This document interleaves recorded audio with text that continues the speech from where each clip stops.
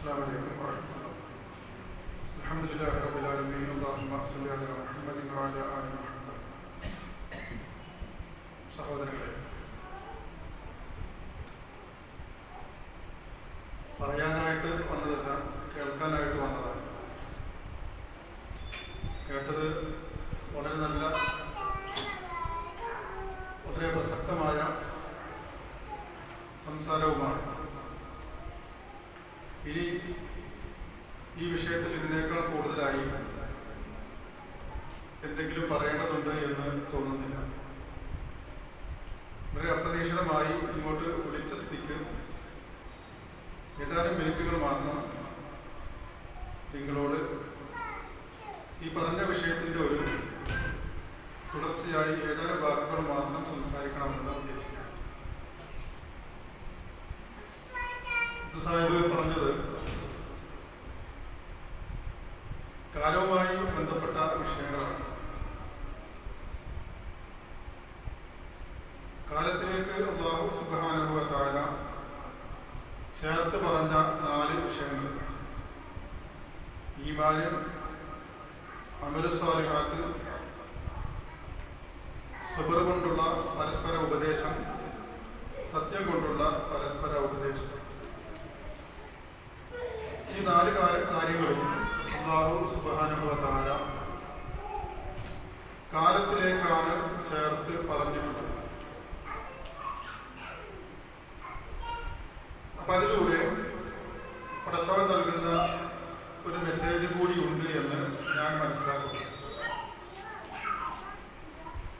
ഈ പറഞ്ഞ വിഷയങ്ങളൊക്കെ കാലവുമായി ബന്ധപ്പെട്ടതായതുകൊണ്ട്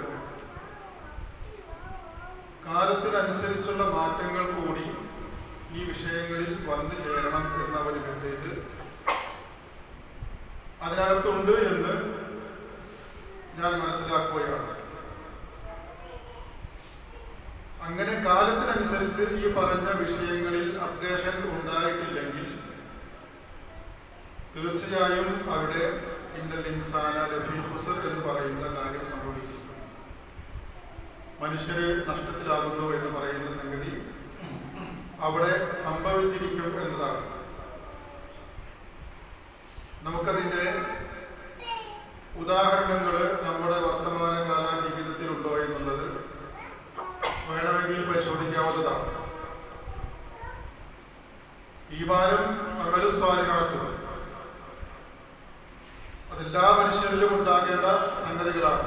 എല്ലാ മനുഷ്യരിലും ഉണ്ട്. അത് മത ജാതി വ്യത്യാസങ്ങളില്ലാതെ എല്ലാ മനുഷ്യരിലും ആ ഒരു സംഭവമുണ്ട്. ഈമാനുണ്ട്, അമലു സ്വാലിഹാത്തുണ്ട്. നമ്മൾ പറയുന്ന രീതിയിൽ, നമ്മൾ വിശ്വസിക്കുന്ന രീതിയിലുള്ള ഈമാനും അമലു സ്വാലിഹാത്തും ആയിക്കൊള്ളണമെന്നില്ല എന്ന് മാത്രം. എല്ലാവരും നന്മയിൽ വിശ്വസിക്കുന്നവരാണ്. മാനുഷികമായ മൂല്യങ്ങളിൽ എല്ലാവരും വിലമതിക്കുന്നവരാണ്. എല്ലാവരും, ഏറെക്കുറെ എല്ലാ മനുഷ്യരും ദൈവവിശ്വാസികളാണ്. അവ എല്ലാവരിലും ഈമാനുണ്ട്, അമലു സ്വാലിഹാത്തുമുണ്ട്. എത്രയോ അവിശ്വാസികളായ മനുഷ്യർ നന്മ ചെയ്തുകൊണ്ട് ജീവിക്കുന്നവരുണ്ട്, പുണ്യങ്ങൾ ചെയ്യുന്നവരുണ്ട്. അപ്പൊ ഈമാനുണ്ട്, അമലു സ്വാലിഹാത്തുണ്ട്. ഇതൊക്കെ ശരിയാണ്. അതോടുകൂടെ ഒത്തവാസൗ ബിൽ ഹഖ്, ഈ 2 ഗുണങ്ങളും ഇതുമുള്ള ആളുകളുണ്ട്. പക്ഷേ അല്ലാഹു സുബ്ഹാനഹു വ തആല പറയുന്ന ഈ ഒരു ഇന്നൽ ഇൻസാന ലഫീ ഖുസ്ർ എന്ന് പറയുന്ന ആ ഒരു ഖുസ്റാനിൽ തന്നെയാണ്, ആ ഒരു നഷ്ടത്തിൽ തന്നെയാണ് അവർ തുടർന്നു പോകുന്നത് എന്ന് നമ്മൾ വിശ്വസിക്കുന്നത് അതിൻ്റെ ഒരു ഭാഗം മാത്രം പരിശോധിക്കുമ്പോഴാണ്. അഥവാ അതിൻ്റെ സ്വർഗ നരകങ്ങളെ കുറിച്ചുള്ള വിലയിരുത്തലുകളുടെ അടിസ്ഥാനത്തിൽ മാത്രമാണത്. അത് ഖുർആൻ പറയുന്നത് പോലെയുള്ള ഈമാനും അമലു സ്വാലിഹാത്തും സത്യവും ക്ഷമയും കൊണ്ടുള്ള പരസ്പരമുള്ള ഉപദേശവും അല്ലെങ്കിൽ തീർച്ചയായും പരലോകം എന്നത് അത് നഷ്ടം തന്നെയായിരിക്കും. ആ കാര്യത്തിൽ സംശയമില്ല. ഇന്നൽ ഇൻസാന ലഫീ ഖുസ്ർ. എന്നാൽ അതിനപ്പുറവും നമുക്കൊരു ജീവിതമുണ്ട്. പരലോകത്തിനപ്പുറമുള്ള ജീവിതം എന്നല്ല ഉദ്ദേശിക്കുന്നത്. പരലോക ജീവിതമല്ലാത്ത ഏലോകത്തിലും നമുക്കൊരു ജീവിതമുണ്ടല്ലോ. ഈ ജീവിതത്തിലും ഈ ഈമാനും അമലു സ്വാലിഹാത്തും തുടർന്ന് പറഞ്ഞ കാര്യങ്ങളുമൊക്കെ നമ്മൾ പ്രാവർത്തികമാക്കിയിട്ടില്ല എങ്കിൽ അവിടെയും ഈ പറയുന്ന ഹുസ്റാൻ എന്ന് പറയുന്ന നഷ്ടം എന്ന് പറയുന്ന സംഗതി നമുക്ക് വന്നു ചേരാനുള്ള സാധ്യതകൾ വളരെ വലുതാണ്. ആ കൂട്ടത്തിൽ എടുത്തു പറയേണ്ട ഏറ്റവും പ്രധാനപ്പെട്ട രണ്ട് സംഗതിയാണ് അല്ലാഹു സുബ്ഹാനഹു വ തആല ഇവിടെ അവസാനം പറഞ്ഞ വതവാസൗ ബിൽ ഹഖ് എന്ന് പറയുന്നതും വതവാസൗ ബിസ് സബ്ർ എന്ന് പറയുന്നത്. ഈ രണ്ട് സംഗതികളും അത് കാലത്തിലേക്കാണ് ചേർത്ത് പറഞ്ഞത്. അപ്പൊ ഒരുപാട് കാലം മുമ്പ്, അല്ലെങ്കിൽ ഇനിയിപ്പോൾ ഒരുപാട് കാലം മുമ്പേക്ക് വെക്കേണ്ട നമ്മുടെയൊക്കെ ചെറുപ്പകാലത്ത് ഈ വിഷയവുമായി ബന്ധപ്പെട്ട് കാര്യങ്ങൾ എങ്ങനെയാണോ നടന്നിരുന്നത് അതുപോലെയുള്ള നീക്കങ്ങളും അതുപോലെയുള്ള നടപടിക്രമങ്ങളും ഉണ്ടായാൽ പോരാ ഈ കാലത്ത് എന്ന് നമ്മൾ മനസ്സിലാക്കണം. അപ്പൊ നമ്മുടെയൊക്കെ ചെറുപ്പകാലത്ത് ഒരാള് എന്തെങ്കിലും ഒരു പ്രയാസം സംഭവിച്ച് മനപ്രയാസത്തോടു കൂടിയിരിക്കുന്ന, ഒരു ബുദ്ധിമുട്ട് അനുഭവിച്ച് മനപ്രയാസത്തോടു കൂടിയിരിക്കുന്ന ഒരാളോട് സാരമില്ല, ക്ഷമിക്ക്, പടച്ചവന്റെ സഹായം ഉണ്ടാകും എന്ന് പറഞ്ഞാൽ മാത്രം മതി. അത് മാത്രം അവർക്ക് വലിയൊരു പ്രചോദനമാണ്. ആ ഒരു പ്രചോദനത്തിലൂടെ അയാളത് സ്വീകരിക്കും, അയാളത് ഉൾക്കൊള്ളും, അയാളുടെ മനസ്സിൽ അതനുസരിച്ചുള്ള മാറ്റങ്ങൾ ഉണ്ടാകും, മനസ്സിന് സമാധാനം വരും. കേവലം വാക്കുകൾ കൊണ്ട് നേട്ടമുണ്ടാക്കാമായിരുന്ന ഒരു കാലമുണ്ടായിരുന്നു. എന്നാൽ ഇന്നത്തെ കാലത്ത് നമ്മുടെ സമൂഹം, പ്രത്യേകിച്ച് യുവത മാറിക്കൊണ്ടിരിക്കുകയാണ്. അവരെ സംബന്ധിച്ചിടത്തോളം ഒരു പ്രതിസന്ധിയിൽ അകപ്പെടുമ്പോൾ, എന്തെങ്കിലും ഒരു പ്രയാസങ്ങൾ, മനപ്രയാസം ഉണ്ടാകുമ്പോൾ, അല്ലെങ്കിൽ ശാരീരികമായ ഒരു ബുദ്ധിമുട്ട് അനുഭവപ്പെടുന്ന സമയത്ത്, എന്ത് തരത്തിലുള്ള പ്രയാസമോ പ്രതിസന്ധിയോ ആവട്ടെ, അങ്ങനെയുള്ള ഒരു സമയത്ത് അവരെ കാണുമ്പോൾ, ഒരു പ്രതിസന്ധിയിൽ അകപ്പെട്ടൊരു മനുഷ്യനെ കാണുമ്പോൾ സാരമില്ല, ക്ഷമിക്കുക എന്ന് പറഞ്ഞാൽ ആ ഒരു വാക്കിന് അവര് യാതൊരു വിലയും യാതൊരു തരത്തിലുള്ള അർത്ഥവും കൽപ്പിക്കില്ല. ആ ഒരു ക്ഷമക്ക് എന്ത് ക്ഷമ? അങ്ങനെ ഒരു വിഷയം തന്നെ അവരുടെ മനസ്സിലേക്ക് കടന്നു വരില്ല. ക്ഷമ എന്നുള്ള പറയുന്ന ആശയം തന്നെ അവരുടെ മനസ്സിലേക്ക് വരില്ല. അപ്പൊ അത് കടന്നു വരണമെങ്കിൽ അത് പറയുകയല്ല, കാലത്തിനനുസരിച്ചുള്ള പ്രവർത്തനം അതിൻ്റെ കൂടെ ആവശ്യമാണ്. എന്താണോ പ്രയാസം, ആ പ്രയാസം നീക്കിക്കൊടുക്കാനുള്ള പ്രവർത്തനവും കൂടി അതിൻ്റെ കൂടെ നടന്നിട്ടില്ല എങ്കിൽ കേവലമായ ക്ഷമ കൊണ്ടുള്ള ഉപദേശം, പരസ്പരം ക്ഷമിക്കുക, സഹിക്കുക എന്ന് പറയുന്ന ഒരു ഉപദേശം ഒട്ടും അത് ഫലപ്രദമാകുമെന്ന് തോന്നുന്നില്ല. അത് നമ്മൾ മനസ്സിലാക്കേണ്ടത് നമ്മുടെ ഈ മതപ്രബോധന രംഗത്ത് വളരെ പ്രാധാന്യത്തോടു കൂടി മനസ്സിലാക്കേണ്ട ഒരു സംഗതിയാണ്. മതമെന്ന് പറയുന്നത് ജനങ്ങൾക്ക് സമാധാനമുണ്ടാകാനും ജനങ്ങൾക്ക് എളുപ്പമുണ്ടാക്കാനും അല്ലാഹു സുബ്ഹാനഹു വ തആല അവതരിപ്പിച്ച് തന്നിട്ടുള്ള ഒരു നിയമമാണ്, ഒരു ദർശനമാണ്. അതിൻ്റെ ഗുണം ലഭിക്കേണ്ടത് വ്യക്തി ജീവിതത്തിലും സമൂഹ ജീവിതത്തിലും ഒക്കെ ഒരുപോലെ ആയിരിക്കണം. അപ്പൊ ഞാനൊരു വിശ്വാസിയാണെങ്കിൽ എൻ്റെ വിശ്വാസം കൊണ്ടുള്ള ഒരു ഗുണം മറ്റുള്ളവർക്കും ലഭിച്ചിരിക്കണം. അപ്പൊ ഒരു പ്രതിസന്ധിയിൽ അകപ്പെടുന്ന ഒരാളെ കേവലമായ ഉപദേശം കൊണ്ട് പറഞ്ഞയക്കുന്നതിനേക്കാൾ അപ്പുറം അവന് ആവശ്യമായ ഒരു പ്രവർത്തനം നൽകിക്കൊണ്ട് എങ്ങനെ അയാളെ ജീവിതത്തിലേക്ക് മുന്നോട്ട് തിരിച്ചു കൊണ്ടുവരാം എന്നതിനുള്ള ഒരു പദ്ധതി തയ്യാറാക്കിക്കൊണ്ട് പ്രവർത്തിക്കുന്ന ഒരു പ്രവർത്തനത്തിന് വിജയമുണ്ടാക്കുവാൻ സാധിക്കും. അല്ലെങ്കിൽ ഇന്നൽ ഇൻസാന ലഫീ ഖുസ്ർ എന്ന് പറഞ്ഞിടത്തോടെ നിൽക്കും. സംഗതി ഖുർആനിൽ പറഞ്ഞ ഈ സംഗതി തന്നെയാണെങ്കിലും കാലത്തിനനുസരിച്ച് അത് പ്രാവർത്തികമാകുന്നിടത്ത് അതിൽ മാറ്റങ്ങൾ വരേണ്ടിയിരിക്കുന്നു എന്നാണ്. നമ്മുടെ മുന്നിൽ ഒരുപാട് കുട്ടികൾ ഇരിക്കുന്നുണ്ട്. സാധാരണ ഇതുപോലെയുള്ള പള്ളികളിൽ ഇങ്ങനെയുള്ള സദസ്സുകളിലൊക്കെ ചെന്നാൽ കാണാൻ സാധ്യമല്ലാത്ത ഒരു കാഴ്ചയാണ്. അല്ലാതെ ഇത്രയും കുട്ടികളൊന്നും മറ്റ് ഇതുപോലെയുള്ള സദസ്സുകളിൽ ഉണ്ടാവാറില്ല. ഒരുപാട് ചെറുപ്പക്കാരുമുണ്ട്. നമ്മുടെ ഈ അടുത്ത കാലത്തൊക്കെ ആയിട്ട് ചില പള്ളികളിൽ നിന്ന് വരുന്ന മെസ്സേജുകൾ കണ്ടിരിക്കും. അവിടെ ഇമാമ കുട്ടികളുമായി കളിക്കുന്നു. നമസ്കാരം കഴിഞ്ഞിട്ട് ഇമാമ കുട്ടികളുമായി കളിക്കുകയാണ് അവിടെ. അതുപോലെ കുട്ടികൾക്ക് കളിക്കുവാനുള്ള പാർക്കുകൾ ഒരുക്കി വച്ചിരിക്കുന്നു. പള്ളിക്കകത്ത് നിന്നുകൊണ്ട് ആളുകൾ വ്യായാമം ചെയ്യുന്നു. ഇങ്ങനെയുള്ള കുറെ കാഴ്ചകൾ നമ്മൾ കണ്ടുകൊണ്ടിരിക്കുന്നുണ്ട്. അപ്പൊ അവിടെയൊക്കെ നടക്കുന്നത് ഈ മതത്തെ കാലത്തിലേക്ക് അപ്ഡേറ്റ് ചെയ്യുകയാണ്. അസ്റിലേക്ക്, വൽ അസ്ർ എന്ന് പറഞ്ഞ ആ അസ്റിലേക്ക് അപ്ഡേറ്റ് ചെയ്യുകയാണ്. അതുകൊണ്ടാണ് ഇങ്ങനെയുള്ള കാര്യങ്ങളെ കാലത്തിലേക്ക് അപ്ഡേറ്റ് ചേർത്തുകൊണ്ട് അല്ലാഹു സുബ്ഹാനഹു വ തആല പറഞ്ഞത്. ഈ പറയുന്ന 4 വിഷയങ്ങളും കാലത്തിലേക്ക് ചേർത്ത് അപ്ഡേറ്റ് ചെയ്തുകൊണ്ടിരിക്കണം. അതില്ലെങ്കിൽ ഇന്നൽ ഇൻസാന ലഫീ ഖുസ്ർ, തീർച്ചയായും മനുഷ്യൻ നഷ്ടത്തിലേക്ക് എത്തിച്ചേരുമെന്നാണ്, പെട്ടുപോകുമെന്നാണ്. നമ്മൾ പറയാറുണ്ട്, നമ്മുടെ കുട്ടികളൊക്കെ വഴിമാറിപ്പോകുന്നു. കുട്ടികളൊക്കെ കുടുംബ സംവിധാനം തകരുന്ന രീതിയിലുള്ള പ്രവർത്തനങ്ങളിൽ ഏർപ്പെടുന്നു. ആദർശപരമായ കാര്യങ്ങളിൽ മാതാപിതാക്കളോടുകൂടി വരുന്നില്ല.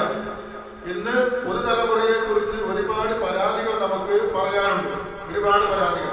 പക്ഷെ അവരെ സംബന്ധിച്ചിടത്തോളം അങ്ങനെയുള്ള പരാതികളൊന്നും അവർ ഗൗനിക്കുന്നില്ല. അവർ പറയുന്നത് ഞങ്ങൾ ശരിയായ മാർഗത്തിൽ തന്നെയാണ് പോകുന്നത് എന്നാണ്. അപ്പൊ അത് രണ്ട് കാഴ്ചപ്പാടുകൾ തമ്മിലുള്ള വ്യത്യാസമാണത്. മുതിർന്നവരുടെ കാഴ്ചപ്പാട് വേറെയാണ്, ചെറുപ്പക്കാരുടെ കാഴ്ചപ്പാടുകൾ വേറെയാണ്. അപ്പൊ ഈ ചെറുപ്പക്കാരുടെ കാഴ്ചപ്പാടുകൾക്കനുസരിച്ച് കൂടി മുതിർന്നവർ അവരുടെ കാഴ്ചപ്പാടുകളെ അപ്ഡേറ്റ് ചെയ്യേണ്ടതുണ്ട് എന്നർത്ഥം. അല്ലെങ്കിൽ കാര്യങ്ങൾ ഫലപ്രദമാകില്ല. ഇപ്പോൾ സാറ് തന്നെ പറഞ്ഞു, ഒരു അധ്യാപകന്റെ ഒരു ഉദാഹരണം പറയട്ടെ. അദ്ദേഹം ഒരു അധ്യാപകൻ അപ്ഡേറ്റ് ചെയ്യണമെന്നുള്ളത് നമുക്കൊക്കെ പറയാനുള്ളത്. എന്റെയൊക്കെ ചെറുപ്പത്തിൽ ഞാൻ ഓരോരുത്തരും പറയാറുണ്ട്. എന്റെയൊക്കെ ചെറുപ്പത്തിൽ അധ്യാപകൻ എന്ന് പറഞ്ഞാൽ നമ്മൾ ഒരു ചില മാഷന്മാരെ കാക്ക് മാഷ് എന്നൊക്കെ പറഞ്ഞാൽ തുണിയിൽ മൂത്രമൊഴിക്കുന്നൊക്കെ പറയാം, ആ ഗൗരവം കിട്ടാൻ വേണ്ടിയിട്ട് അത്ര പറയാറുണ്ട്. ഇന്ന് അങ്ങനെ പറഞ്ഞാല് നമ്മുടെ സമൂഹത്തിന് വല്ലത് മനസ്സിലാവുന്നത് ഇതാണ് ഒരു അധ്യാപകൻ എന്നുള്ളത് മനസ്സിലാവുക അല്ല. ഇന്ന് അവരുടെ അധ്യാപകൻ എന്ന് പറഞ്ഞാൽ അങ്ങനെയല്ല. അവരെ കോളിലേറ്റി അവരുടെ കൂടെ ടൂർ പോയി അവരുടെ കൂടെ ഡാൻസ് ചെയ്ത് ഒക്കെ നടക്കുന്ന ഒരു അധ്യാപകനെയാണ് ഇന്ന് സമൂഹത്തിലെ ഏറ്റവും മികച്ച അധ്യാപകനായിട്ട് കാണുന്നത്. അവാർഡ് കിട്ടുന്ന അധ്യാപകരൊക്കെ ഈ വടി പിടിച്ച് ചോരൽ പിടിച്ച് മൂത്രമൊഴിപ്പിച്ചവരല്ലല്ലോ ഇന്നൊക്കെ അവാർഡ് കിട്ടുന്ന അധ്യാപകർ അല്ല, അങ്ങനെയല്ല.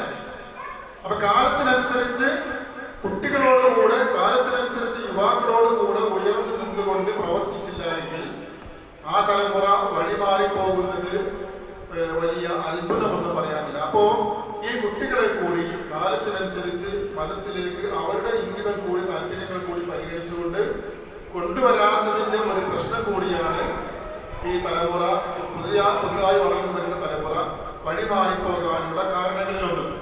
ഒരു കുട്ടി പള്ളിയിൽ വെച്ച് ഒന്ന് സംസാരിച്ചു കഴിഞ്ഞാൽ, നമ്മുടെയൊക്കെ ചെറുപ്പത്തിൽ കണ്ടിരുന്ന സംഗതിയാണ്, ഒന്ന് സംസാരിച്ചു കഴിഞ്ഞാൽ പള്ളി വർത്താനം പറഞ്ഞാൽ മതിയല്ലോ, അന്ന് അത് മതി.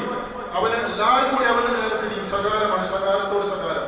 പിന്നെ ആ കുട്ടി പള്ളിയിലേക്ക് വരില്ല. അങ്ങനെയാണ്. അപ്പൊ അങ്ങനെയായാല് സമൂഹം ഈ പറഞ്ഞതുപോലെ അവരുടെ അബദ്ധസഞ്ചാരം തുടങ്ങും. അത് തുടങ്ങിക്കഴിഞ്ഞിട്ടുണ്ട്. അപ്പൊ അങ്ങനെയല്ല വേണ്ടത്. ആ അബദ്ധസഞ്ചാരം തുടങ്ങിയവരെ പോലും നമ്മുടെ മാർഗത്തിലേക്ക് തിരിച്ചു കൊണ്ടുവരാനുള്ള പ്രവർത്തനങ്ങളിലാണ് സമൂഹത്തിലെ എല്ലാവരും കുട്ടികളോടാണെങ്കിലും ചെറുപ്പക്കാരോടാണെങ്കിലും ഒക്കെ അവരൊക്കെ നമ്മളാണ് മുതിർന്നവരാണ്. കുറേയൊക്കെ മതം തലയിൽ കയറിയിട്ടുള്ള ആളുകൾ. അവരതിൻ്റെ നല്ല നന്മയുടേതായ സന്ദേശങ്ങൾ ഈ ചെറുപ്പക്കാരുമായി പുതിയ തലമുറയുമായി ഒന്ന് അവരുമായി ഇടപെട്ടതൊന്ന് അവരിലേക്ക് കൊന്ന് പകരം നൽകാനായി ശ്രമിച്ചുകൊണ്ടിരിക്കുക. മുതിർന്ന ആളുകൾ ഒരു ലോകത്തും മറ്റുള്ളവർ വേറെ ഒരു ലോകത്തും എന്ന രീതിയിലുള്ള ഒരു സമ്പ്രദായം അതില്ലാതെയാകാൻ നമ്മൾ ശ്രമിക്കണം. പ്രവാചകൻ സല്ലല്ലാഹു അലൈഹി വസല്ലം അദ്ദേഹത്തിന്റെ കൂടെ ഉണ്ടായിരുന്ന എല്ലാവരോടും പെരുമാറുന്നതിനെ കുറിച്ച് നമ്മൾ പഠിപ്പിക്കപ്പെട്ടിട്ടുണ്ട്. കുട്ടികളെ അല്ലാഹു സുബ്ഹാനഹു വ തആല നന്നായി പരിഗണിച്ചിട്ടുണ്ട്. അദ്ദേഹത്തിന്റെ കുടുംബാംഗങ്ങളെ നന്നായി പരിഗണിച്ചിട്ടുണ്ട്. അദ്ദേഹത്തിന്റെ ഭാര്യമാരെ നന്നായി അദ്ദേഹം പരിഗണിച്ചിട്ടുണ്ട്. അപ്പൊ ആ പരിഗണന ഓരോരുത്തരും പരസ്പരം അങ്ങോട്ടും ഇങ്ങോട്ടും അതിൽ പ്രായ വ്യത്യാസങ്ങളൊന്നുമില്ലാതെ അങ്ങോട്ടും ഇങ്ങോട്ടുമൊക്കെ ആ പരിഗണനയും സഹകരണവും നൽകുന്ന രീതിയിൽ ഈ ദീനിനെ, നമ്മുടെ ഈ ദീനിന്റെ സംസ്കാരത്തെ നമ്മൾ വളർത്തിക്കൊണ്ടുവരണം. അതാണ് കാലം നമ്മളോട് ആവശ്യപ്പെടുന്നത്. അതാണ് വൽ അസ്ർ എന്ന സൂറത്തിലെ ആ കാലം എന്ന പ്രയോഗം നമ്മളോട് ആവശ്യപ്പെടുന്നത്. അപ്പൊ അതനുസരിച്ചുള്ള ഒരു വളർച്ച, ഒരു പുഷ്ടിപ്പെടുത്തൽ നമ്മുടെ ജീവിതത്തിൽ ഉണ്ടായിട്ടില്ല എങ്കിൽ തീർച്ചയായും ഈ ജനങ്ങളെ നമുക്ക് കൂടെ കൂട്ടി മുന്നോട്ട് കൊണ്ടുപോകാനും നമ്മുടെ കുടുംബത്തെ പോലും ഒന്നിച്ചു ചേർത്തുകൊണ്ട് മുന്നോട്ട് പോകാനും ഒരുപക്ഷെ നമുക്ക് സാധ്യമായി എന്ന് വരില്ല.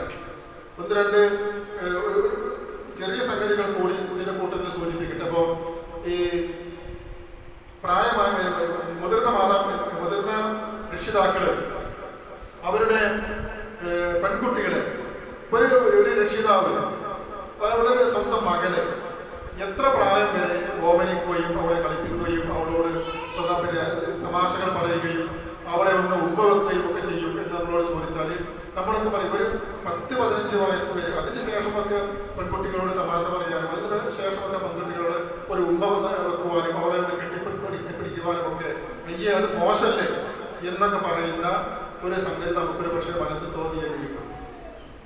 പ്രവാചകൻ അദ്ദേഹത്തിന്റെ മകളെ എവിടെ വെച്ച് കണ്ടാലും ഒന്ന് കെട്ടിപ്പിടിച്ചുകൊണ്ട് ഉമ്മ വെച്ച് മാത്രമേ മുന്നോട്ട് പോകാറുള്ളൂ. അത് എത്ര പ്രായമായി എത്ര വയസ്സായി എന്ന് നോക്കിയിട്ടായിരുന്നില്ല. നേരത്തെ സൂചിപ്പിച്ചത് നീ എഴുന്നേൽക്ക് എന്ന് പറഞ്ഞുകൊണ്ട് കാലുകൊണ്ട് തട്ടി എഴുന്നേൽപ്പിച്ചെന്ന് പറയുന്ന മകളില്ലേ, ആ മകളെ എവിടെ വെച്ച് കണ്ടാലും ഒന്ന് കെട്ടിപ്പിടിച്ചുകൊണ്ട് ഉമ്മ വെച്ചിട്ട് പ്രവാചകൻ മുന്നോട്ട് പോകാറുള്ളൂ. പ്രവാചകൻ സല്ലല്ലാഹു അലൈഹി വസല്ലം wudu ചെയ്തിട്ട് വരുമ്പോൾ ഭാര്യ അവിടെ ഉണ്ടെങ്കിൽ അവരെ ഒന്ന് ഉമ്മ വെച്ചിട്ട് പള്ളിയിലേക്ക് അദ്ദേഹം പോകാറുള്ളൂ. നമുക്കതൊരു ഫിഖ്ഹായിട്ടാണ് വന്നത്, ഒരു കർമ്മശാസ്ത്രമായിട്ടാണ് നമ്മുടെ മുമ്പിൽ വന്നത്. അത് അദ്ദേഹത്തിന്റെ പ്രവാചകന്റെ ജീവിതമായിരുന്നു. അത് നമുക്കത് പക്ഷേ കർമ്മശാസ്ത്രമായിട്ടുണ്ട്. എന്താ അതിലെ കർമ്മശാസ്ത്രം? wudu ചെയ്തു വരുന്ന ഒരാൾ ഭാര്യയെ തൊട്ടാൽ wudu മുറിയുകയില്ല എന്നതാണ്. പക്ഷെ അതല്ല, പ്രവാചകൻ wudu മുറിയുമോ ഇല്ലയോ എന്നല്ല പഠിപ്പിച്ചത്. പ്രവാചകൻ ഒരു ജീവിതമാണ് പഠിപ്പിച്ചത്. തന്റെ ഭാര്യമാരോട് എങ്ങനെ പെരുമാറണം, മക്കളോട് എങ്ങനെ പെരുമാറണം എന്നുള്ള ഒരു ജീവിതമാണ്. ഇതുപോലെയുള്ള കുഞ്ഞുങ്ങളൊക്കെ പെരടിയിലിരുത്തിയിട്ട് പ്രവാചകൻ സല്ലല്ലാഹു അലൈഹി വസല്ലം കളിക്കാറുണ്ട്. ആ കളിയുടെ ഓർമ്മയിൽ പ്രവാചകൻ സല്ലല്ലാഹു അലൈഹി വസല്ലം സുജൂദ് ചെയ്ത് കിടക്കുമ്പോൾ കുട്ടികൾ ആ കളിയുടെ ഓർമ്മയിൽ വന്ന് പെരടിയിൽ കയറിയിരിക്കും. അപ്പൊ അവരുടെ ബുദ്ധിമുട്ടിക്കാത്ത രീതിയിൽ ഒരു പക്ഷേ പ്രവാചകൻ കുറച്ച് സമയം കൂടെ അനുവദിക്കും, അല്ലെങ്കിൽ സാവധാനം പിടിച്ചടക്കും. അങ്ങനെ എല്ലാവർക്കും അവസരം നൽകിക്കൊണ്ടിരുന്ന പ്രവാചകനാണ് നമ്മൾ കണ്ടിരുന്നത്. അതിന് പകരം ഈ ദൗത്യം നമ്മൾ ഏറ്റെടുത്തപ്പോൾ നമ്മളൊക്കെ ഗൗരവമുള്ള കുടുംബനാഥന്മാരായി മാറി. നമുക്കിനി ഒരുപാട് മാറാനൊന്നും സാധിച്ചു എന്ന് വരില്ല എങ്കിലും കുറേയൊക്കെ നമ്മൾ മാറിയേ തീരും. കുറച്ചൊക്കെ നമ്മൾ ജനങ്ങളിലേക്ക് ഈ ഒരു മെസ്സേജ് സന്ദേശം കൊണ്ടു ചെന്നേ തീരും. എല്ലാവരോടുമൊക്കെ ഉള്ള ഇടപെടലുകളിൽ ആ വലിപ്പ ചെറുപ്പ വ്യത്യാസങ്ങളൊക്കെ മാറ്റിവെച്ചുകൊണ്ട് ഉള്ള ഒരു പ്രവർത്തനങ്ങൾ ഉണ്ടായേ തീരും. അതില്ല എങ്കിൽ തീർച്ചയായും ഇന്നൽ ഇൻസാന ലഫീ ഖുസ്ർ എന്ന് പറഞ്ഞിടത്ത് തന്നെ നിൽക്കും. കാര്യങ്ങൾ അവിടെ തന്നെ നിൽക്കും. അവിടെ നമുക്ക് മുന്നോട്ട് കൊണ്ടുപോകാൻ സാധിക്കുകയില്ല എന്ന് മാത്രമാണ് അബ്ദുസാറ് പറഞ്ഞു വെച്ചതിൻ്റെ ഒരു തുടർച്ചയായിട്ടും യാദൃശ്ചികമായി ഇങ്ങോട്ട് വിളിക്കപ്പെട്ടു എന്നതിൻ്റെ ഭാഗമായിട്ടും എനിക്ക് നിങ്ങളോട് സംസാരിക്കാനുണ്ട്. ഇത്രയും കാര്യങ്ങൾ മാത്രം പറഞ്ഞ് ഈ സന്ദർഭത്തിലുള്ള സംസാരം ഞാൻ അവസാനിപ്പിക്കുകയാണ്. ഇവിടെ പറയപ്പെട്ട കാര്യങ്ങളെക്കുറിച്ച് നമ്മുടെ ജീവിതത്തിലും അതിൻ്റെ ഒരു അപ്ഡേഷൻ ഉണ്ടാകണമെന്ന് എല്ലാ സഹോദരങ്ങളോടും ആവശ്യപ്പെടുകയാണ്. അതോടൊപ്പം തന്നെ നേരത്തെ പറഞ്ഞതുപോലെ പ്രയാസം അനുഭവിച്ചു കൊണ്ടിരിക്കുന്ന ആളുകൾ, നമ്മുടെ കൂട്ടത്തിൽപ്പെട്ട ആളുകളൊക്കെ ഒരുപാട് മനപ്രയാസവുമായി ഇപ്പോൾ ജീവിച്ചു കൊണ്ടിരിക്കുകയാണ്. നേരത്തെ കുറച്ച് മുമ്പ് എൻ്റെ ഏറ്റവും അടുത്ത ഒരു ബന്ധുവിൻ്റെ മെസ്സേജ് വന്നിരുന്നു. മിസൈലൊക്കെ വീഴുന്നത് കൺമുമ്പിൽ കണ്ടു എന്ന് പറയുന്നൊരു അനുഭവം വിവരിച്ചുകൊണ്ടൊരു മെസ്സേജ് വന്നിരുന്നു. ആകെ ഭീതിയിലാണ് നമ്മുടെ ആളുകളെല്ലാം ഉള്ളത്. അല്ലാഹു സുബ്ഹാനഹു വ തആല എല്ലാവർക്കും സമാധാനം നൽകി അനുഗ്രഹിക്കുമാറാകട്ടെ. നമുക്ക് എല്ലാവർക്കും ഈ ഒത്തുചേരലിൻ്റെ പുണ്യം അല്ലാഹു സുബ്ഹാനഹു വ തആല പ്രദാനം ചെയ്യുമാറാകട്ടെ. വആഖിറു ദഅവാനാ അൽഹംദുലില്ലാഹി